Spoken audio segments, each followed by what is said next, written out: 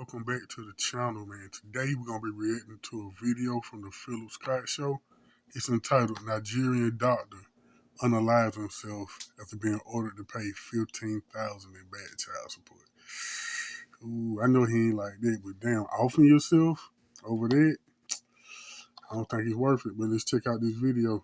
There's a lot of men out here who's paying, an ungodly amount of child support.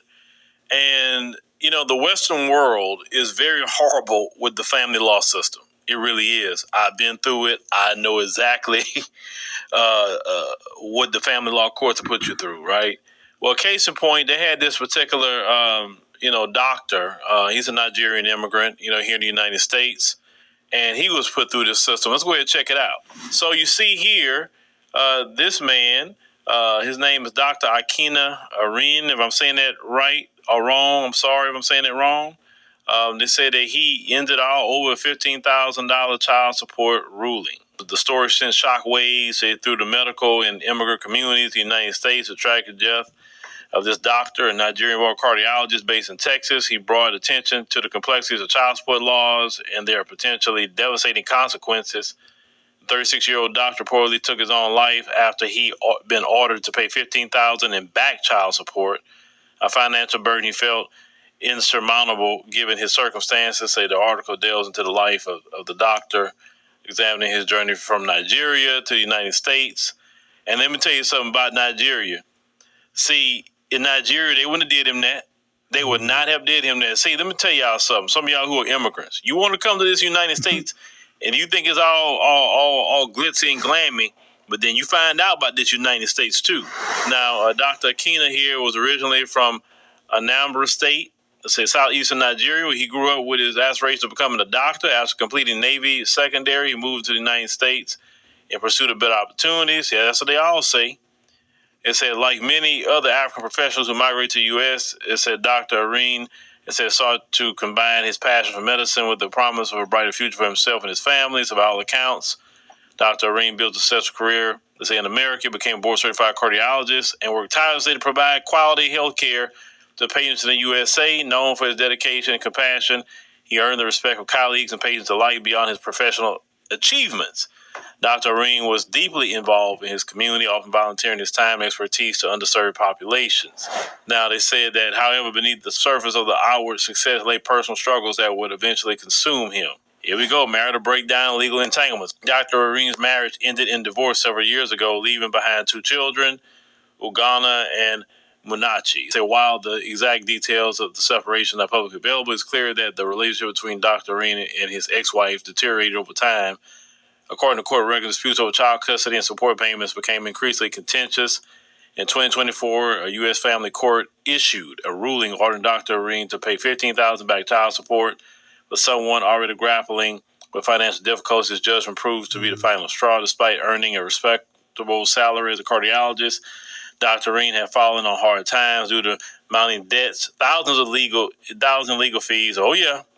Lost his medical license. Oh, wow. Yeah. He lost his license. Now, that could make you not feel too good.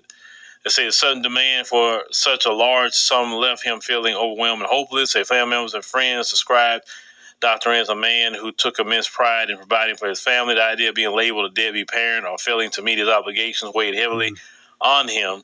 In conversations, with loved ones, he expressed frustration over what he perceived as an unfair system that failed. I wonder what kind of woman he messing with. Is he messing with an American woman or a woman from Nigeria? Most likely he messing with an American woman because it sounds from what he going through. We know plenty of people born and raised in America that's going through that. I mean, I feel sorry for the guy. He lost his business, lost his license, lost his family, lost his wife, being ordered to pay all this bad child support, but still, suicide is not the way. It ain't never as bad as you think it is, so suicide is never the answer, man. Never the answer. Said his unique circumstance, another Nigerian community member, Obim, Onujogu, confirmed Marines' death, describing, him as a compassionate doctor and devoted family man.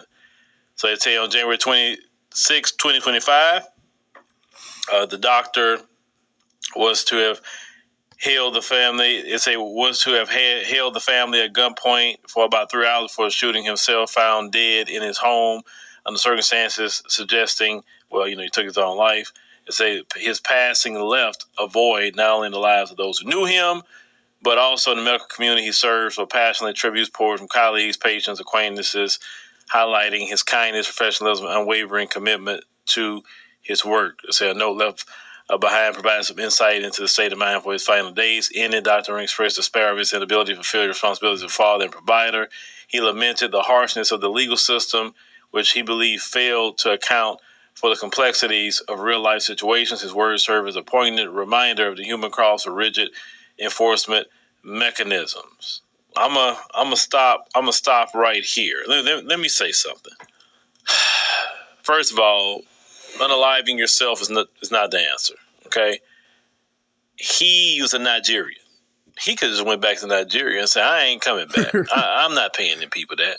I'll send my kids money from Nigeria.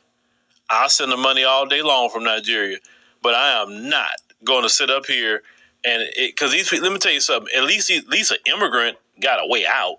Yeah. The immigrant has a way out. If you're an American citizen, you have no way out of that one. Now you may say, why are you advocating for him to leave? Let me tell you something. Look at what this man been through, right? And I've been through that system, but I didn't have no $15,000 in no back child support. But let's say if I did have $15,000 in back child support, well, you fight that. You have to fight it. You maybe can appeal it, but let's say he doesn't have no more money to fight anything because legal expenses, yes, they will drain your pockets as a man. Some, not all, but some of these women can make it hell for you in the courts. And what I'm saying is that woman making life hell for you in those courts, then and you're a Nigerian, I'm going back to Nigeria. I'm gonna send money to take care of my kids though. I'm not saying I'm gonna be a deadbeat, but I'm not. No, you're not gonna keep treating me like that. You didn't ruin my career. You didn't ruin everything. What's the point of me doing what? My thing is, why would you do so many things to ruin it, right? But you have some of them like that. They will try to ruin and hurt that father.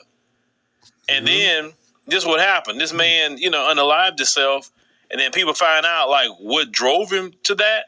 That ex-wife of his, she'll be all like, I don't know why he did something like that. I mean, he didn't think about his kids. He didn't think about this. You didn't think about them. You didn't think about they need a father. Some men aren't strong enough to deal with that. Let's call it what it is. In his culture in Nigeria, women don't get away with that in Nigeria. They can't put men through that in Nigeria. So all that what he was dealing with was so abnormal from his culture. In the African continent, men don't get put through stuff like that. They're not raked over the coals like men are in the Western world. That's why I tell any man from any other country, you come to this America if you want to. Because see, in your country, you probably get more of a fair shot. Come over here to America. In family law court, you don't get a fair shot as a man, especially when it comes to no-fault divorce. They have a thing called no-fault divorce, so y'all don't have that in y'all country, on top of child support.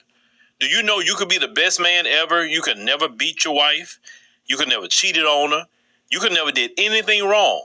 And she still can leave you and rake you through the coals. Yep. Matter of fact, she can even step out on you, file for divorce on you, and still run you over the coals. And the courts is going to do it. They're not going to say, oh, you did this? Okay. Now, you got a great lawyer and you got deep pockets and you can keep appealing the case and her money runs out. Yeah, maybe you come out more better for you because you got deeper pockets. But if you're a man that ran out of money and don't have anything, you're at the mercy of just what this judge says. Real. I'm telling you, if you want to know why a lot of men aren't getting married these days, they say why men aren't getting married, why men aren't dating certain women, or why men aren't doing this, it's because they have seen so many men, they've seen stories like this. And they're like, why in the world would I want to get involved with that? Now, this has nothing to do. Me, myself, I don't have kids. And one of the biggest reasons I don't have kids is because I'm not married.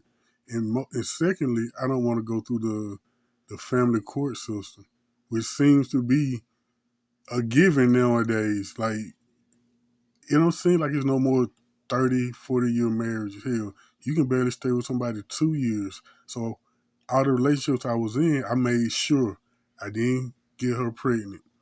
I like, we're not gonna be together in a marriage. I don't want to have kids with this woman. But on another thing I want to talk about is men's mental health. You know, a lot of people, especially a lot of women, man, a lot of women don't care about men's mental health issues, and that's a huge thing. Like me myself, I take it upon myself to try. I try my very best not to say stuff to people that I know could, really bother them, get on their skin. Because I know you could say something to somebody, and you'll forget about it, but that person will be thinking about it 10 years from now. The reason I know that because it happened to me. It's stuff people said to me that I think about often, all the time. It was said years ago, and they probably don't even think about it. They said it and haven't thought about it since. So I try to watch what I say to people, how I treat people, because you never know what somebody's going through.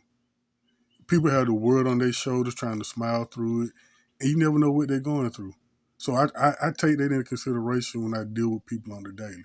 But I'm gonna end it. But I'm not gonna end the video. I'm um I'm gonna end the Philip Scott's part of the video because this video made me think about a situation that took place about 2 years ago.